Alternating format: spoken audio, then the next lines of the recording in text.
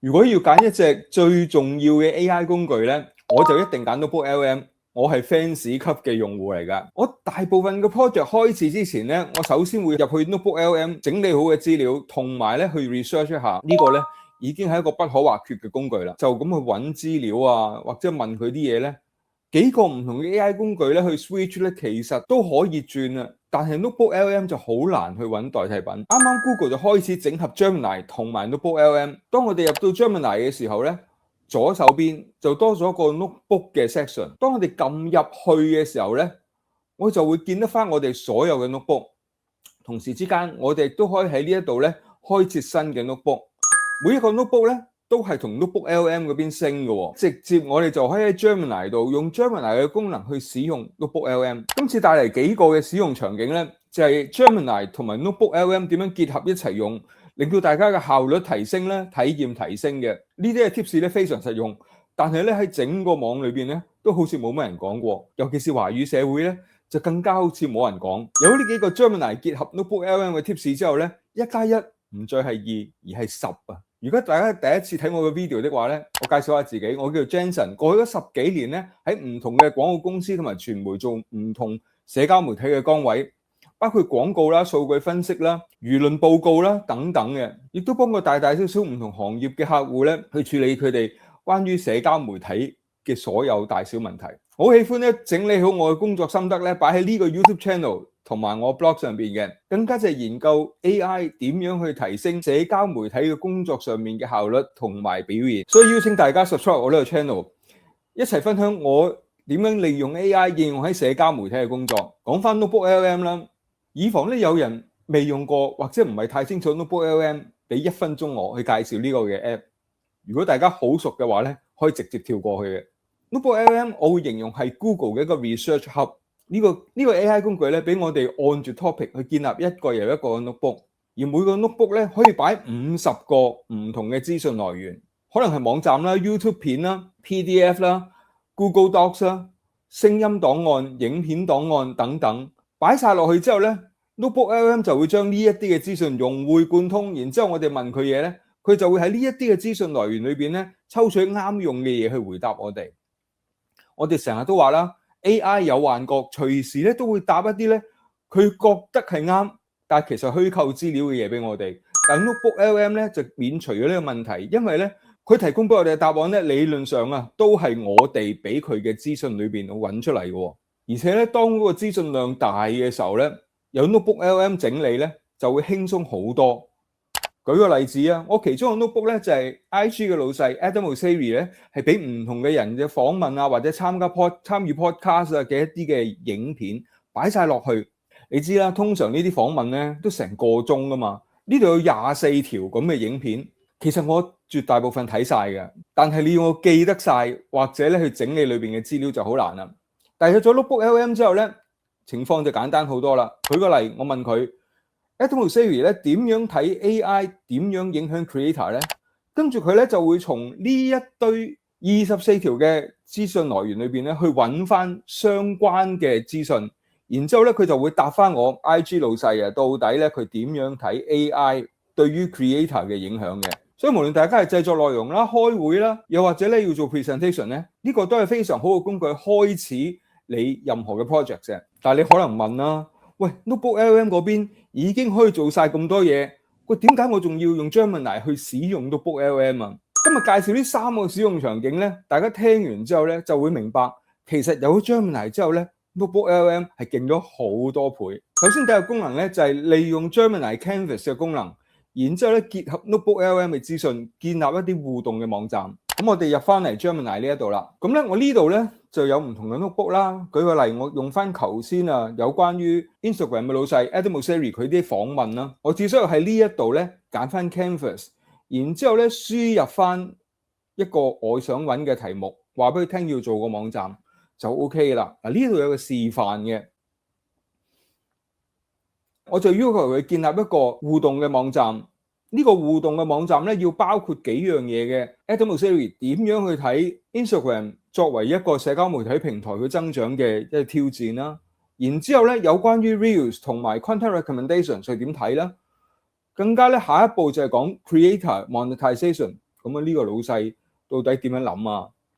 仲有咧，佢點樣覺得 AI 係影響緊 creator 同佢嘅 platform 咧？最緊要咧就係其他嘅老細就人哋唔會咁樣問佢，但係 Adam Mosseri 咧次次咧啲人都會問佢你點睇 TikTok 啊？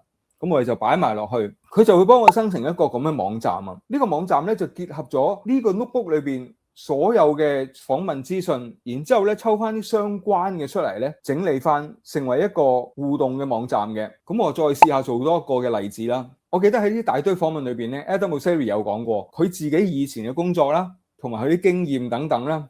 咁於是乎我嘗試叫佢幫 Adam Mosseri 做一個 CV 嘅網頁啦。首先第一樣嘢咧，呢度要揀咗 Canvas 先啦。咁呢度你見到啦，已經着咗 Canvas， 輸入咗我要嘅嘢，然之後咧就可以開始咯。好啦，呢一度咧就有譬如 Head of Instagram 啊，之前係 VP of Product 啊，呢 VP of Newsfeed 啊幾時啊咁樣。咁佢就抽取翻裏邊嘅資訊出嚟。Philosophy 係佢嘅管理哲學係點嘅咧？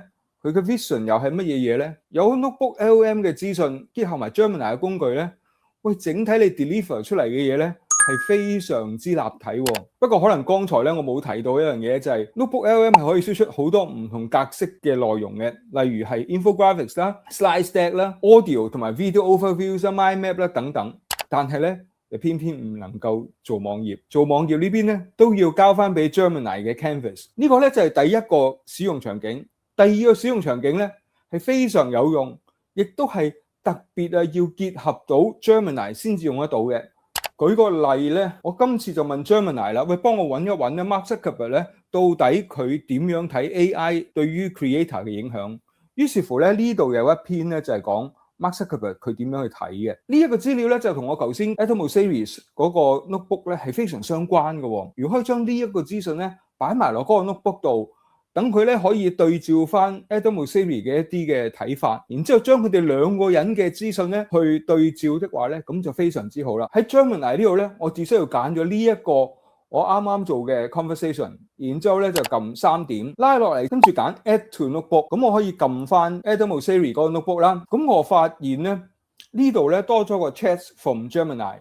咁呢啲咧都係頭先我喺 Gemini 度做過嘅任何入呢一個 notebook 相關嘅 chat 嚟嘅，咁就包括 Adam Mosseri 嗰啲 insights 佢點睇呢樣嗰樣咁樣，佢嘅 career 啦，同埋啱啱我擺落嚟嘅 Mark Zuckerberg 對於 AI 點樣影響 creators 嘅睇法，我就可以喺呢個 notebook 度多做一樣嘢啦。好啦，咁我哋翻到嚟 Gemini 呢一度啦，既然啲嘢齊章咧，有齊晒 Adam Mosseri 嘅料，同埋有埋 Mark Zuckerberg 嘅料。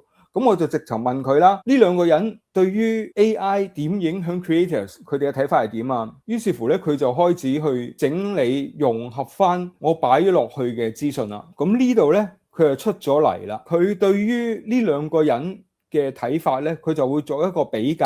舉個例，本身咧你有一個 notebook 咧，就係你嚟緊要 launch 新產品嘅所有 brochure 啊、嘅 spec 啊、一啲嘅 reports 啊等等嘅嘢。你喺 Gemini 原來喺另一個 conversation 咧，就傾緊啲 competitors 相關嘅一啲比較，於是乎你將個 conversation 掉翻入嚟呢個 notebook 咧，咁你就可以對照翻 competitors 同埋自己產品到底啊邊啲好邊啲唔好等等噶啦。而且更加重要嘅就係佢將成個 conversation input 咗去你嘅 notebook 度，唔單止係最尾個答案啊，係你整個點樣同 Gemini 嘅溝通過程咧都 input 咗入去，你整個思路啊都已經擺咗入去 notebook LM 度，所以咧當佢去整理資料嘅時候咧，甚至會考慮埋你點樣去諗成件事，係非常之有用嘅一個使用場景嚟嘅。第三個使用場景，老老實實，我真係未見過人講，我日日都睇好多個鐘頭 YouTube， 但真係未見過人講。但係呢一個咧，又同最近嘅 integration 咧係唔大嘅關係喎，因為呢個使用方法咧就係 Google 宣布 Gemini 結合 Notebook LM 之前，我已經咁樣用緊㗎啦。好啦，走翻入去 Gemini 先。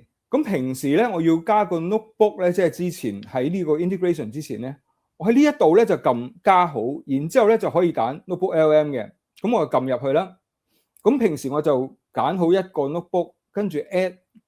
咁我已經可以去利用呢個 notebook 裏邊嘅內容啊，去整理出一啲嘅資訊噶啦。但係原來你可以揀多過一個 notebook 噶。我喺呢度撳加好，揀完 notebook 之後咧，我就可以揀翻香港同台灣我做嘅社交媒體人口統計。當兩個 notebook 擺晒喺度咧，我就要求佢比較啊，香港同台灣有關於 Instagram 嘅用戶人口，於是乎佢就攞晒兩邊 notebook 嘅資訊咧一齊擺落嚟，跟住佢就會同我比較啦，即係佢就話咧，按住2026年嘅數據咧，20至39歲咧喺兩個 market 都係最重要嘅喎，然之後咧佢就 list 翻唔同嘅數據俾我睇啦，甚至可以 export 翻去做 Google Sheets 啦。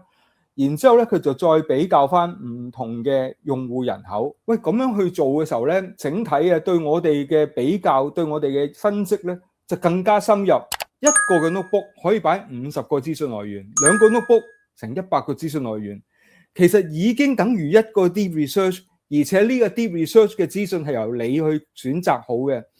所以咧，你唔需要喺成個 deep research 咁長嘅文章裏邊咧，去揾翻邊個錯啊？理論上咧已經接近冇錯噶啦，可以選擇多過一個 notebook 呢樣嘢咧，的確係令我哋咧橫跨咗好多嘅領域咧去做比較啊、分析啊、對照啊等等，係一個超級好用嘅 research 技巧嚟嘅。甚至再進一步，我將台灣同香港嘅資訊咧攞過嚟比較，成為一個互動網站嘅時候咧，嗰個嘅成果咧就更加能夠 present 得到你要講嘅資訊啦。當每日去研究 notebook LM， 鑽研佢裏邊每一個 details 嘅時候咧，其實係有好多嘢可以做到出嚟嘅。其實喺大半年之前咧，我已經喺 Patreon 度咧去做一啲內容，就係 notebook LM 點做 social listening 啊 ，notebook LM 點樣做 SEO 啊等等咧，都喺我 Patreon 度有。只需要每個月2杯咖啡嘅價錢，美金9蚊咧，每個月咧我都會提供3段有關於社交媒體分析同埋教學嘅影片嘅。所以邀請你 subscribe 我嘅 Patreon。大家除咗 Patreon 之外咧，我呢個免費嘅 YouTube 頻道咧都會提供好多好實用嘅教學，你睇完之後其實即時啊都可以落手去使用。希望呢條片係幫到大家手啦。我咧仲有一個 playlist 咧專講 notebook LM， 講你都唔信咧。大家撳入呢個 playlist 咧有唔同嘅教學同埋分析，希望咧呢一啲嘅影片都可以幫到你。下一條影片再見。